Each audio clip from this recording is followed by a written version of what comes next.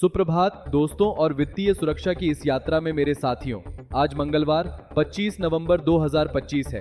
अगर कल सोमवार को हम समय सीमा, डेडलाइंस और चेतावनियों के बारे में बात कर रहे थे, तो आज मंगलवार को हमें हकीकत और सड़कों पर बन रहे तूफान के बारे में बात करनी है। भारत में पेंशन की स्थिति कार्रवाई प्रतिक्रिया एक्शन रिएक्शन के एक नाजुक दौर में प्रवेश कर चुकी है। एक तरफ नई दिल्ली के वातानुकूलित दफ्तरों में कैबिनेट ने यूनिफाइड पेंशन स्कीम यूपीएस पर अपनी अंतिम मुहर लगा दी है।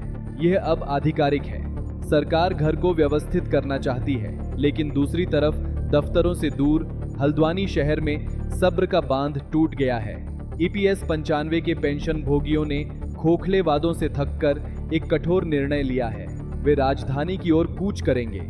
उन्होंने जंतर मंतर को घेरने के लिए तारीख और समय तय कर दिया है। और जब यह सब हो रहा है, आपकी जेब पर नए लेबर कोड्स का असर इतना स्पष्ट है कि अंतर्राष्ट्रीय मीडिया भी इसका विश्लेषण कर रहा है। आज के कार्यक्रम में यूपीएस को हरी झंडी। कैबिनेट ने पेंशन बचत को मजबूत करने के लिए एकीकृत योजना को मंजूरी दे दी है। सिस्टम की स्थिरता के लिए इसका क्या मतलब है? हल्द्वानी का विद्रोह। ईपीएस 95 पेंशन भोगियों ने 3 और 4 दिसंबर को दिल्ली में बड़े पैमाने पर धरने की घोषणा की है। वे 7,500 रुपये की मांग कर रहे हैं और झूठ को बस बहुत हुआ कह रहे हैं। दुनिया हमें देख रही है। अंतर्राष्ट्रीय पोर्टल्स विश्लेषण कर रहे हैं कि कैसे भारत का नया श्रम कानून भविष्य को बचाने के लिए आज की नेट सैलरी में कटौती कर रहा है। आराम से बैठ जाइए, क्योंकि आज हम सरकार की आवाज और सड़क की चीख। हम दिन की सबसे महत्वपूर्ण संस्थागत खबर के साथ शुरुआत करते हैं। प्रेंसा लातिना जैसी एजेंसियों और स्थानीय मीडिया की रिपोर्टों के अनुसार भारत के केंद्रीय मंत्रिमंडल कैबिनेट ने आधिकारिक तौर पर यूनिफाइड पेंशन स्कीम यूपीएस को अपनी मंजूरी दे दी है। कल मैंने आपको कागजी कार्रवाई के लिए 30 नवंबर की समय सीमा के बारे में चेतावनी दी थी, लेकिन आज की खबर पुष्टि करती है कि यह राज्य की प्राथमिकता वाली नीति है। सरकार खेल नहीं रही है। कैबिनेट की मंजूरी वह अंतिम मुहर है जो एक प्रस्ताव को तत्काल प्रशासनिक वास्तविकता में बदल देती है। सरकार वास्तव में इसके साथ क्या चाहती है? यूपीएस एक तत्काल आवश्यकता से पैदा हुआ है। सरकारी कर्मचारियों की पेंशन प्रणाली खंडित थी। हमारे पास पुरानी योजना ओपीएस वाले लोग थे, नई योजना एनपीएस वाले लोग थे, अधर में लटके लोग थे और केंद्र व राज्यों के लिए अलग अलग नियम थे। यह एक अराजकता थी जो कानूनी और वित्तीय असुरक्षा पैदा कर रही थी। आज की मंजूरी के साथ लक्ष्य खेल के नियमों को एक करना है। सरकार एक ही मानक के तहत पेंशन बचत को बढ़ावा देना चाहती है। विचार सरलीकरण का है, ताकि एक कर्मचारी को पता हो कि उसे वास्तव में कितना योगदान देना है और सबसे महत्वपूर्ण बात, वह क्या प्राप्त करने की उम्मीद कर सकता है। सार्वजनिक क्षेत्र के कर्मचारी के लिए यह मंजूरी एक मिला जुला संदेश लाती है। एक तरफ यह निश्चितता देती है, इस बारे में अटकलें खत्म हो गईं कि योजना आएगी या नहीं, यह मंजूर हो चुकी है। दूसरी तरफ यह उन प्रणालियों की ओर बढ़ने को मजबूत करता है जहां कर्मचारी का योगदान महत्वपूर्ण है। हालांकि यूपीएस शुद्ध एनपीएस की तुलना में बेहतर लाभ और अधिक सुरक्षा का वादा करता है, फिर भी यह एक ऐसा ढांचा है जिसमें कर्मचारी की ओर से अनुशासन और समझ की आवश्यकता होती है। विक्रम की कल्पना करें, जो एक डाक अधिकारी हैं और 15 साल से काम कर रहे हैं। आज तक वह अपनी पेंशन योजना की कानूनी खामियों के बारे में चिंतित रहते थे।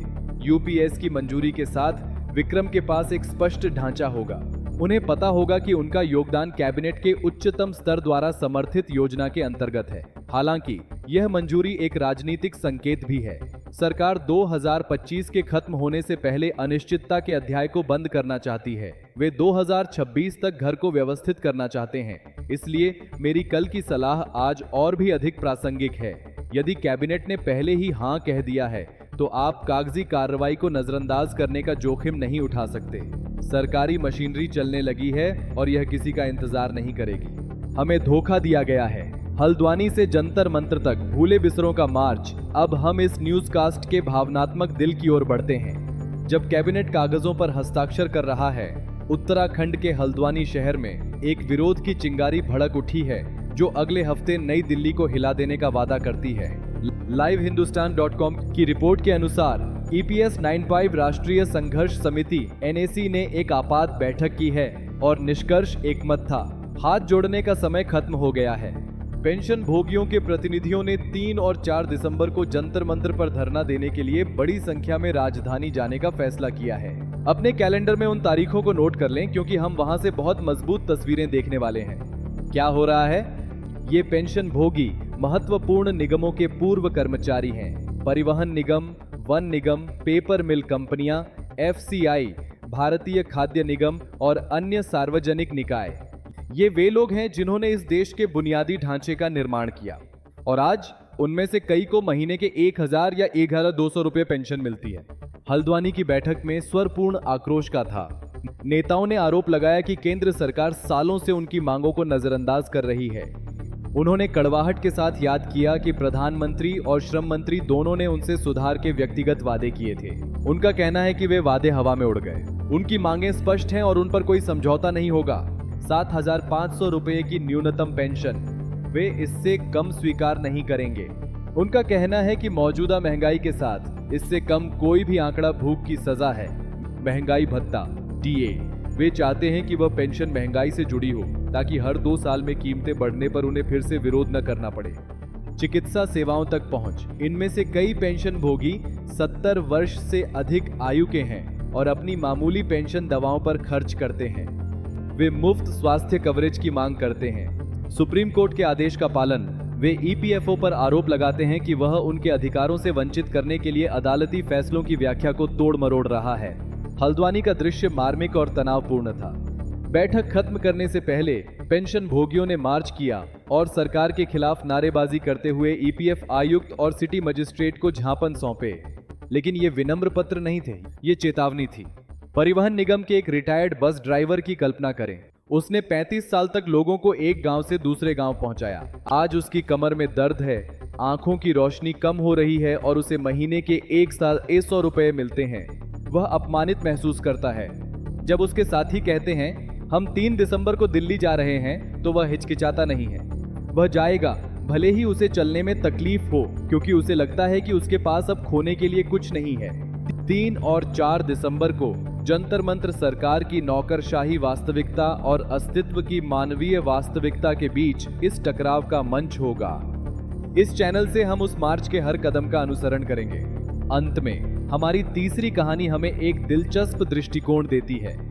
कभी कभी घर में क्या हो रहा है इसकी भयावहता को समझने के लिए हमें यह देखना होगा कि बाहर के लोग हमें कैसे देखते हैं। एक अर्जेंटीना के समाचार पोर्टल masipuleti.com.ar, जो आमतौर पर वैश्विक रुझानों को पुनर्प्रकाशित और विश्लेषण करता है, ने एक हेडलाइन के साथ भारत पर ध्यान केंद्रित किया है जो हमारी बातों से मेल खाती है। भारत में नया लेबर कोड 2025 और यह नेट सैलरी को कैसे प्रभावित कर सकता है।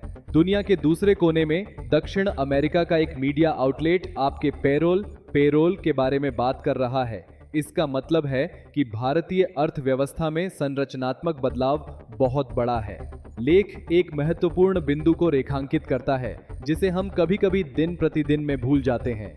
वेतन संरचना में भविष्य निधि PF का अनिवार्य समावेश। अंतरराष्ट्रीय विश्लेषण इस बात पर जोर देता है कि भारत एक दर्दनाक लेकिन आवश्यक संक्रमण से गुजर रहा है। वे अपने पाठकों को समझाते हैं कि वेतन का 50% बेसिक होने के लिए मजबूर करके भारत सरकार लंबी अवधि के सामाजिक संकट से बचने के लिए अल्पावधि में अपने नागरिकों की तरलता नकदी को कम कर रही है। यह आज 25 नवंबर को क्यों प्रासंगिक है? क्योंकि यह पुष्टि करता है कि आपके नेट वेतन टेक होम सैलरी में कमी कोई अस्थायी उपाय या आपके बॉस की सनक नहीं है। यह विश्व स्तर पर मान्यता प्राप्त राज्य की नीति है। दुनिया देख रही है कि कैसे भारत एक अनौपचारिक अर्थव्यवस्था से औपचारिक अर्थव्यवस्था बनने की कोशिश कर रहा है। लेख बताता है कि वास्तविक गणना आधार में PF और ग्रेच्युटी को शामिल करके कंपनियों के लिए लागत बढ़ जाती है और कर्मचारी के लिए नकद राशि कम हो जाती है। लेकिन वे एक नोट के साथ निष्कर्ष निकालते हैं जो हमारे दृष्टिकोण से मेल खाता है। यह एक सुरक्षा कुशन बनाता है जो भारत के श्रमिक वर्ग के पास पहले कभी नहीं था। आप लोगों के लिए इसका मतलब है कि बदलाव अपरिवर्तनीय है।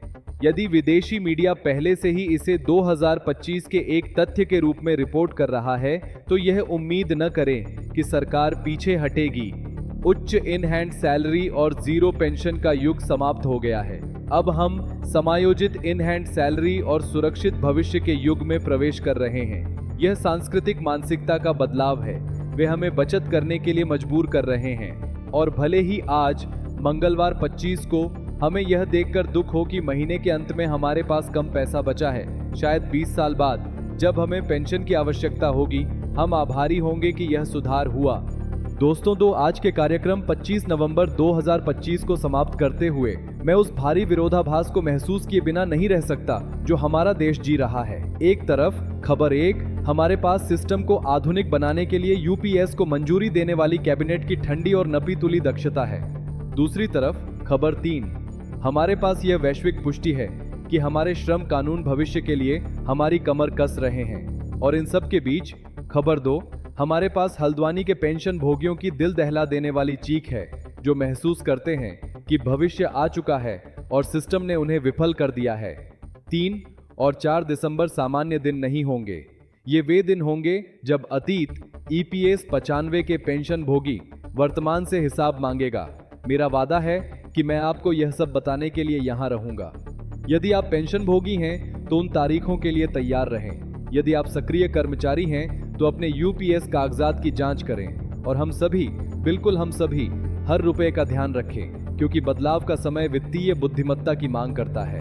इस मंगलवार को मेरे साथ रहने के लिए धन्यवाद। मैं अरिकेश वेराक हूँ। पेंशन की दुनिया में आपकी आवाज मजबूत बने रहे। सुप्रभात।